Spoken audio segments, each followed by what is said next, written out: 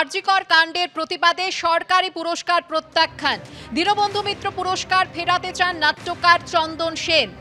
লক্ষ্য প্রতিবাদের একজন হয়ে বাঁচতে চাই, সরকারকে বার্তা নাট্যকারের। পুরস্কার ফেরানোর সিদ্ধান্ত জানিয়ে সংস্কৃতি অধিকর্তাকে ইমেল নাট্যকারের। বিস্তারিত জানবো, কথা বলবো আমাদের প্রতিনিধি কৃষ্ণেন্দু অধিকারীর সঙ্গে। কৃষ্ণেন্দু, আরজিকর কাণ্ডের প্রতিবাদেই নাট্যকারের এই সিদ্ধান্ত? একদমই তাই। তুমি জানো যে আরজিকর কাণ্ড মানুষের মধ্যে ক্ষোভ, প্রতিবাদ, ঘৃণা বাড়িয়ে দিয়েছেন এবং তারই ফলশ্রুতি হিসেবে চন্দন সেন 2017 সালে রাজ্যের তথ্য সংস্কৃতি দপ্তর তাকে দীনবন্ধু পুরস্কার দিয়েছিলেন। সেই তথ্য সংস্কৃতি দপ্তরের পুরস্কার আজকে প্রত্যাখ্যান করার সিদ্ধান্ত নিয়েছেন। শুধু সিদ্ধান্তই নেননি, কিছুক্ষণ আগেই যেটা জানা যাচ্ছে সংস্কৃতি অধিকর্তাকে একটা ইমেল করেছেন চন্দন সেন। দুই হুজুরের গপ্প, জ্ঞানবৃক্ষের ফল, দায়বদ্ধ, এই সমস্ত নাটক যার হাত দিয়ে বেরিয়েছে, সেই চন্দন সেন ইমেল করে জানিয়েছেন যে তিনি একজন লক্ষ্য প্রতিবাদীর একজন হয়েই থাকতে চান এবং যেভাবে যে ঘটনা ঘটছে সেই ঘটনার পরিপ্রেক্ষিতে তার এই সিদ্ধান্ত। তার চেয়েও বড় কথা, কদিন আগেই তৃণমূলের এক বিধায়ক যিনি নাটকের সঙ্গে যুক্ত ছিলেন, কাঞ্চন, সেই কাঞ্চন যে বক্তব্য বলেছেন তারও প্রতিবাদে তার এই সিদ্ধান্ত, এটা তিনি আজকে স্পষ্ট করেছেন। অর্থাৎ একে একে যে এই যে ক্ষোভ দানা বাঁধছে তারই ফলশ্রুতি হিসেবে দীনবন্ধু মিত্র যে পুরস্কার পেয়েছিলেন চন্দন সেন 2017 সালে রাজ্যের তথ্য সংস্কৃতি দপ্তর দিয়েছিল, সেই পুরস্কার প্রত্যাখ্যান করার সিদ্ধান্ত নেওয়া হয়েছে এবং সেই ইমেল ইতিমধ্যেই চন্দন সেনের তরফে রাজ্যের সংস্কৃতি অধিকর্তার কাছে পাঠানো হয়েছে। এবং যেটা জানা যাচ্ছে যে চন্দন সেন এই পুরস্কার যে ফলক এবং অর্থমূল্য 25,000 টাকা আজকেই সরকারের কাছে ফেরাতে চান, এই মর্মে তিনি যোগাযোগ শুরু করে দিয়েছেন। ধন্যবাদ কৃষ্ণেন্দু। আর এই মুহূর্তে আমরা টেলিফোনে যোগাযোগ করে নিয়েছি অভিনেতা বাদশা মৈত্রের সঙ্গে।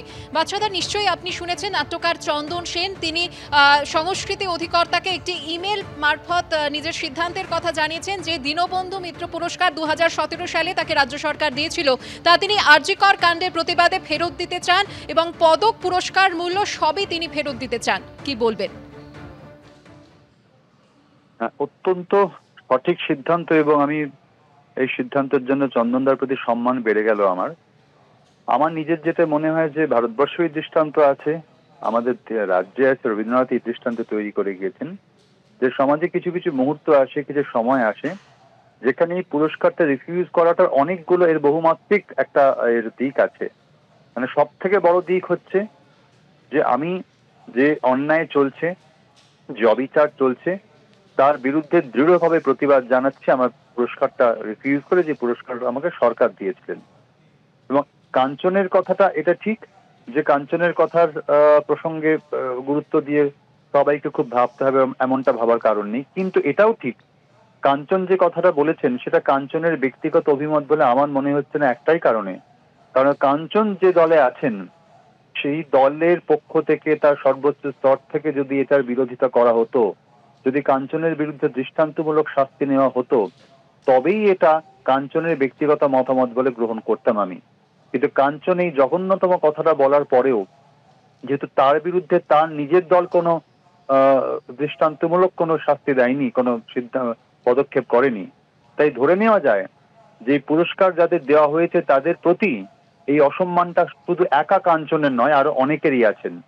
তাই আমার মনে হয়েছে চন্দনদা শিরদাঁড়া সোজা করে মাথা উঁচু করে যে ঘটনাটা ঘটিয়েছেন সেটা অনেকের কাছে দৃষ্টান্ত। কিছুদিন আগে মালদা থেকে আরেকজন নাট্যকর্মী সম্ভবত তিনি একটি সিদ্ধান্ত নিয়েছিলেন কোন একটি রাজ্য সরকারের নাট্য উৎসব বা কোনো কিছুতে অংশগ্রহণ করবেন না, এরকম একটা কিছু সিদ্ধান্ত নিয়েছিলেন, আমি খবর পেয়েছিলাম।